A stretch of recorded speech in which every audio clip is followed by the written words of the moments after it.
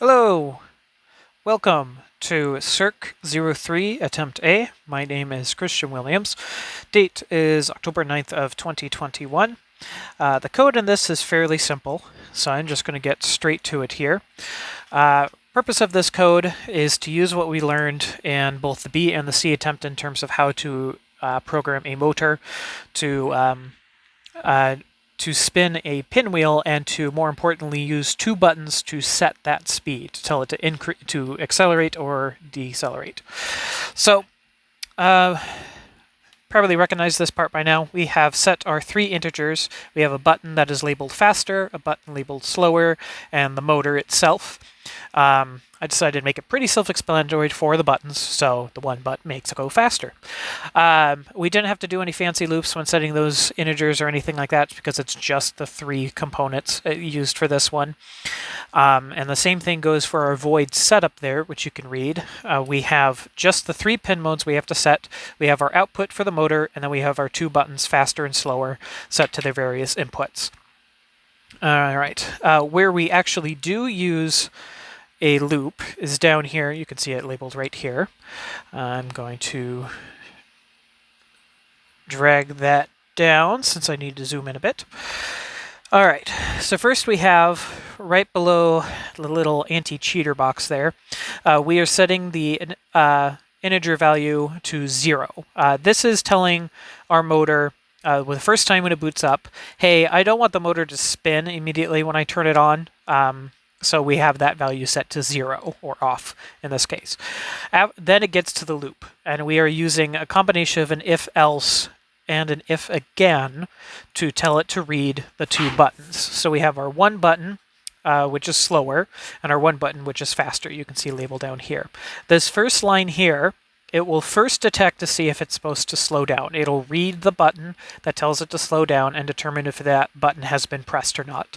If it has been pressed, the Arduino will look at what the current value of the motor is and subtract 1 from it. That's what that little minus minus means. It's a specific operator that we use. And then if it hasn't detected that, it'll then go to this else statement, where it'll say else if the faster button is being pressed, increase that stored value by 1. So since we're setting it to 0, if I were to hit this slower button, it wouldn't do anything because computers don't like, or at least this computer isn't doing anything with negative numbers. 0 is the lowest we can go. In this case, if it was 0 and we hit the faster button, it would tell that value to increase by 1, and that stored value would then become 1. And then this line of code right here helps constrain our values. So I've told it, hey, 0 is off, negative numbers don't make sense to this motor, and the highest this particular motor is programmed to be read, or at least how this board is set up, is 255. I could make this number as big as I wanted, but because the motor only reads up to 255, I'm setting the constraint to 255. So the max speed that this program can add up to is 255. So if it's at the max speed and I hit the faster button, nothing is going to happen because 256 doesn't exist thanks to this line of programming. And then, depending on how it read the two buttons up here, it will then set the motor to that set value. So if it was 50 and when we hit the button, it'll set the speed to 51.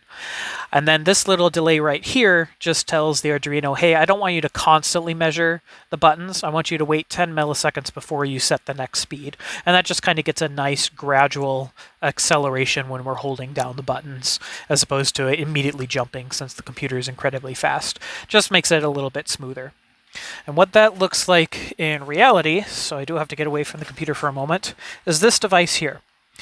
I had to clamp the pinwheel motor to my desk because unfortunately I have not yet learned how to grow a third arm and I need to manipulate the camera and point things out on the board. So that's what our pinwheel is. It was included with my kit. I just kind of assembled it to the toy motor itself. But if we go over to the board here before we get to that, you can see how it's wired. We have our faster button, we have our slower button, and you can see how it's wired up here to pins 1 and 2. And then this orange wire is for a motor set to pin 9. And that's where our motor is actually plugged in over there. It is I know it looks black and red, but this is where we're getting the power over here. I just kind of taped it underneath so I didn't have to deal with the extra cords. And this is our actual motor right here. This is our little capacitor, this is our diode, and there's our little resistor that it gets its reading from. The reason why we have to use that, I said capacitor, transistor. The reason why we have to use that is because we're using a higher powered motor, and the Arduino needs to use that transistor to make something useful out of that signal. So right here, I'm just going to, just to demonstrate, just to make sure, I'm going to hit the reset button on there. Once that LED is done doing its thing, it has run the setup. So as you can see, the motor is not spinning. And then if I tell it to speed up using this upper button, it's not going to set it right away because this motor doesn't have a lot of torque, but you could actually feel the vibrations on the desk itself as the little motor's trying to spin. And you can kind of see it nudging there. If we continue to hit it, there we go. It now has enough torque to actually spin the pinwheel. So, and you can kind of see that cool little optical illusion of seeing that inner ring spinning slower than the other ring. And if we kept holding it down, eventually we would get to high speed. So now everything's just that lower disc. And then if we hit that bottom button again, we can, and hold it down, slowly it'll decelerate. So we're getting that kind of optical illusion again. And then we have now caused it to slow down enough that it doesn't have enough torque to spin the actual pinwheel.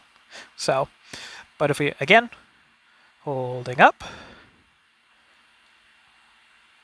and telling it to slow down. Yeah, so that's pretty much it. I just made a controllable pinwheel, and you could see those various optical illusions with all those pretty colors going on.